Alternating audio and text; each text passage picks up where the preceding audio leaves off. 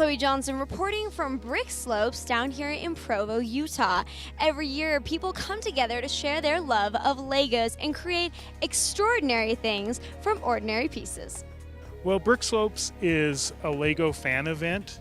It's not really sponsored by Lego, however, they allow us to have these, and so they're comprised of what we call AFOLs, AFOLS, which is an acronym for Adult Fans of Lego.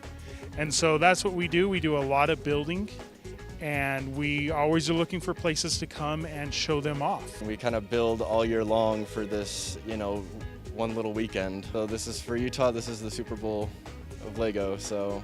We have all these amazing sets that we have built. Well, we actually call them MOCs, which is MOCS, which is my own creation.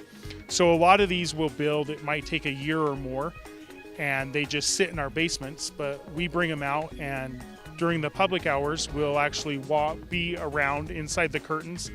People can come and talk to us and ask us questions. I mean, the primary questions, of course, is like, how much did this cost? How many bricks are in here? And is it glued? And usually the answer is, to how many pieces, we don't know.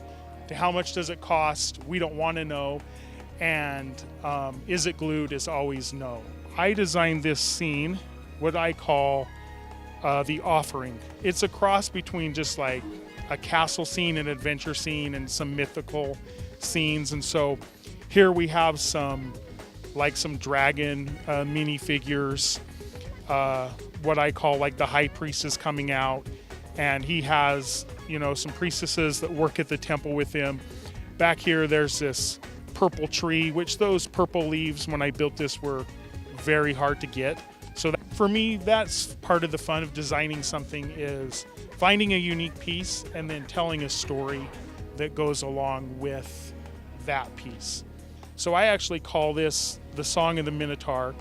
So kind of the idea is the Minotaur is, playing a sad song because the flying horsemen are invading the territory. And so the queen up here is looking out, and she's called her dragon riders in to try and defend the kingdom. So this is an actual lighthouse. It's a replica of Kier Morvan Lighthouse in France. And all of the land I kind of did on my own.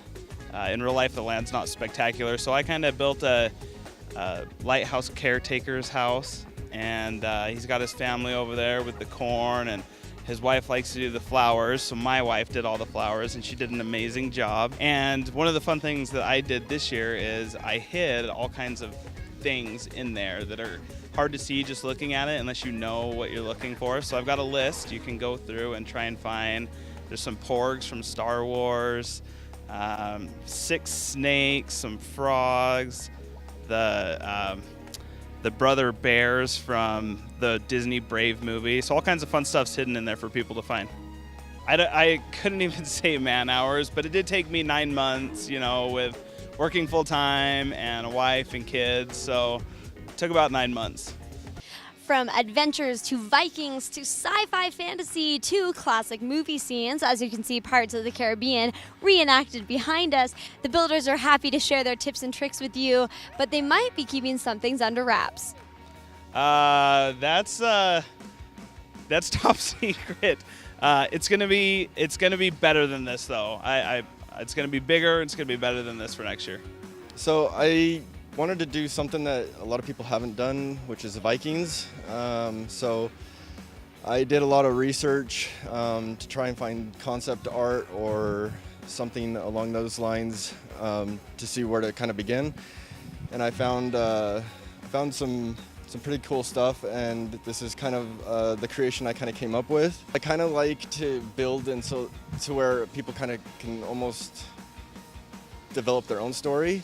But for me, I decided this is kind of my Viking Great Hall.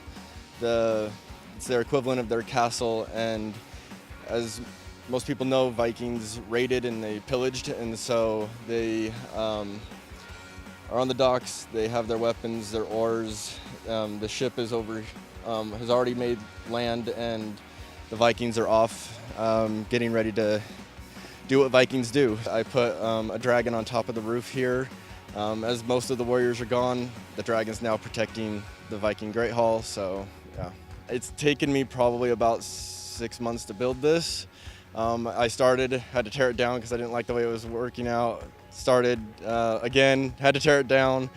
And then I kind of got towards the end and I was kind of struggling, try and finish it. And so my girlfriend helped me do all the trees, and she did a fantastic job with that. So I think if I had to choose my favorite scene from today, it would have to be this incredible rendering of the Egyptian temple. It's the details in all of these scenes that are so incredible. And what I love is that on the back of the temple, there's all these tiny individual scenes of what's going on inside of it. this is the Flying Dutchman. I know a lot of people who like pirate stuff or like Lego have really wanted Lego to build this, and Lego never has, so I built one myself. I built the Silent Mary over there, which is from the latest Pirates of the Caribbean movie.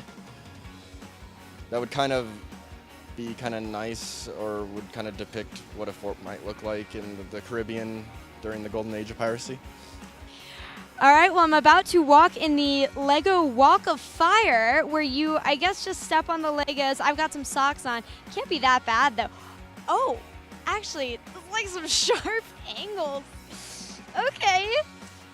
Ow! During this convention, one of the members will be attempting to break the Guinness World Record of walking around this little square 140 times, which is over a mile.